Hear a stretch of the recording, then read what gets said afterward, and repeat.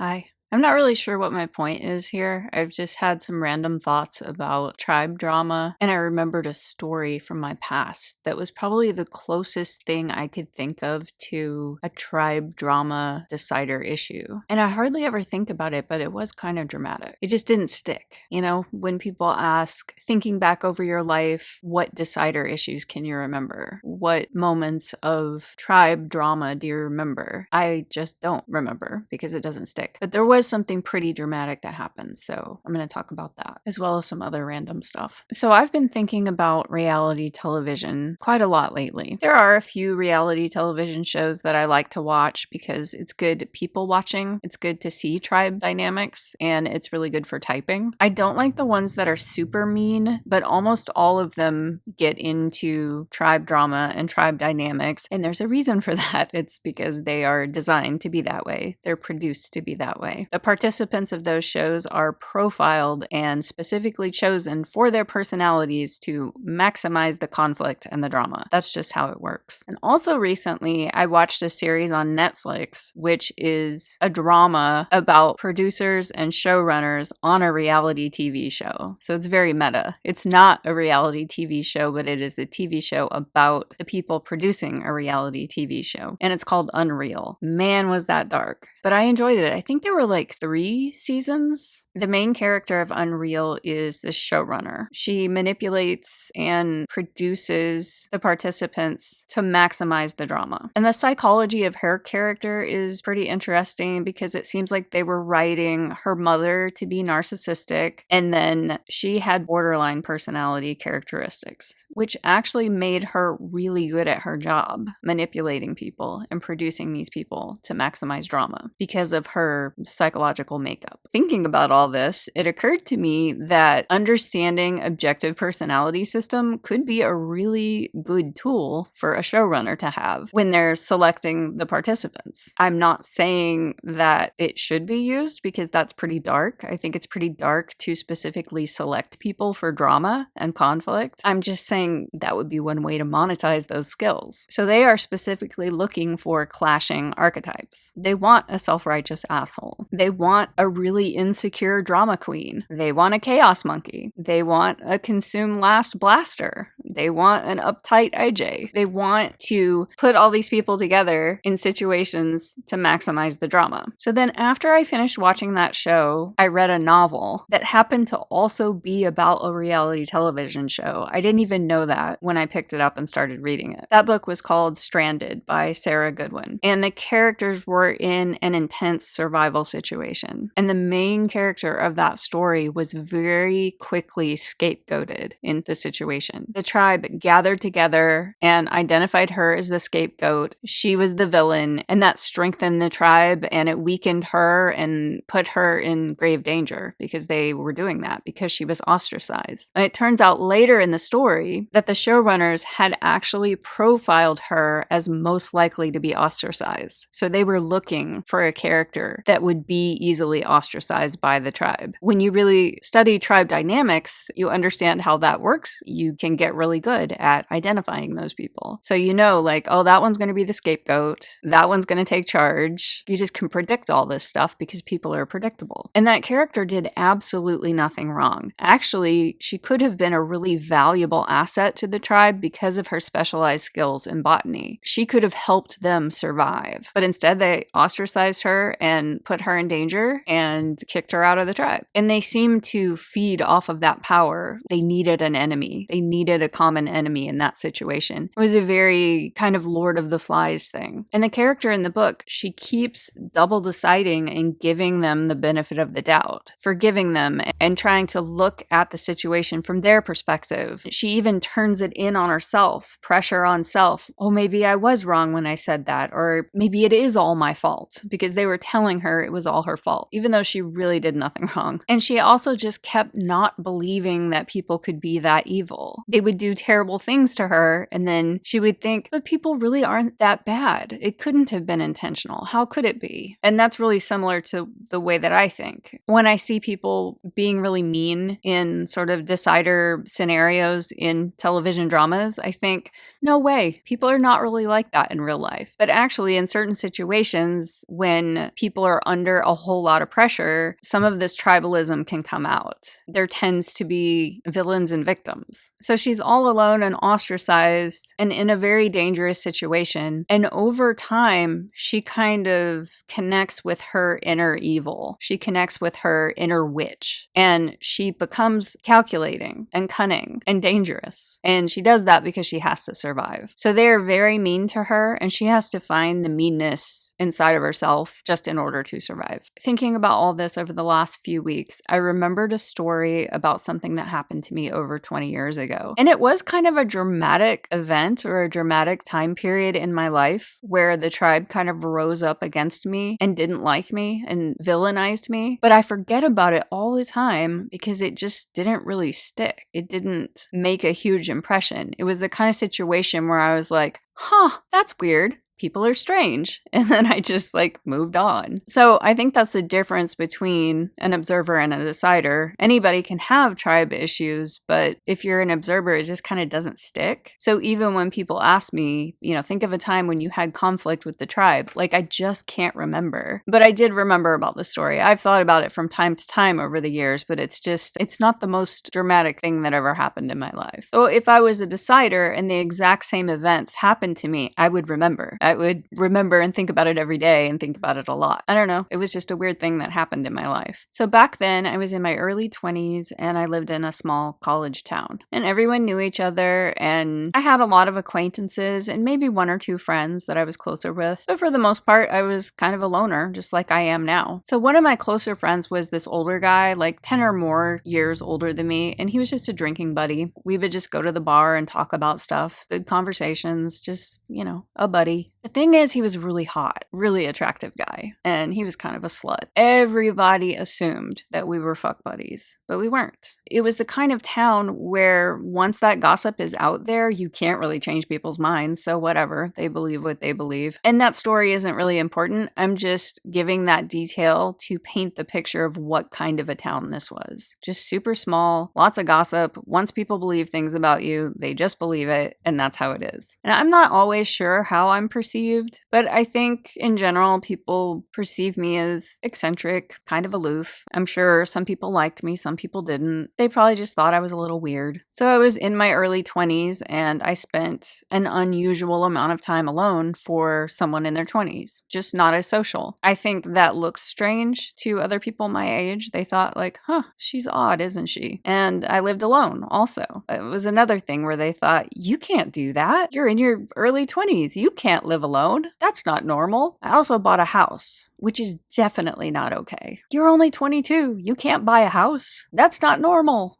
That's not something a normal 22-year-old does. Yeah, and they probably thought that I had a lot of money and I was just spoiled. But the irony is that my mortgage and my total expenses was way, way, way less than what they were all paying in rent. And yeah, I had money, but it wasn't because I was spoiled. It was because I had a settlement from a terrible plane crash. It wasn't because I was born with a silver spoon in my mouth or something. I had a sum of money, not a crazy sum of money. I just had some money. Buying a house for $49,000 and having a mortgage that was $340 a month was probably the wisest financial decision I could make. But they just saw a 22-year-old girl, spends all her time alone, seems kind of aloof, owns her own house. That's not normal. You can't do that. So I don't really know what people thought about me overall, but the general vibe I got was that they just thought I was a little weird, a little eccentric, something's kind of off about that girl. So here's where the drama comes in. I dated a guy, and he was a really friendly, dialed in number 4 type, like a 4 or a 2, a real friends guy. And then, of course, I'm not a friends person. I'm a 3. He was really popular. Everyone loved him. Then I come along and they think I'm kind of weird. So maybe they think it's a weird pairing. And I dated him for a month or 2. And I remember it was kind of fun. It was fine. And nothing dramatic happened. No red flags, no drama. But at some point I was just thinking this isn't really a match. And that can happen when you're young. You date some people and you give it a go for a couple months and then you just think like, this isn't the one. You can just tell. There's nothing particularly wrong about it. It's just not the right match. So I told him I didn't want to date him anymore. And I don't remember there being anything dramatic about it. No fights, no major resistance. It was just me being honest with him and then like, okay, we're not dating anymore. But actually, he went home and freaked the fuck out. He locked himself in his house and almost drank himself to death. And he actually ended up in the hospital for a couple of days recovering from alcohol poisoning. And I remember going to visit him with a couple of his friends in the hospital. So because all this happened, he told some people some lies about me. And I don't remember everything about the lies. It was just basically painting me as the villain and him as the victim. He was telling people something like, I knew that he had locked himself in his house and was drinking himself to death, and I just didn't do anything about it. But really, I had no idea. I didn't know that was happening. We had a conversation about not being together anymore, and then we weren't together anymore, and then there was no contact. And then 3 days later, some people found him in a very, very, very bad condition. And the lie was that I knew that he was doing that I knew he was suffering, and I didn't do anything to intervene. Which, of course I would. If I knew that someone was drinking themselves to death, I would call his best friend and say, hey, why don't you go over there? But I didn't know any of this. And I don't know what other lies he said or how he painted me. It was just that he generally villainized me, and they believed him. They were all part of an inner circle, and I was not in that inner circle. And so it was really, really easy for them to believe everything he said about how he painted my character to be. And nobody asked me, except for one guy. Actually, one guy asked me. His best friend called me on the phone. It was a landline because it was a long time ago. And his friend asked me a series of strange questions. The questions kind of didn't make sense because he was asking me things and my response was like, what? Why would you think that? So I just answered him honestly. I didn't understand why he was asking me all these questions. And then he paused and he said, yeah, actually, I can tell from your answers and the way that you're responding to these questions that you are telling the truth. And he actually lied about some of these things. So he was the only person who cared enough about the accurate details of the story. Everyone else, the whole rest of the tribe, believed this narrative that I was an evil bitch, I was really cruel to him, and I hurt him, and I broke his heart, and I knew that he was suicidal, and I didn't do anything about it, which just wasn't true. It was that kind of town where the rest of the tribe already believed what they believed. They already heard the gossip. That was the narrative. And you couldn't change their minds. And I certainly wasn't going to try to,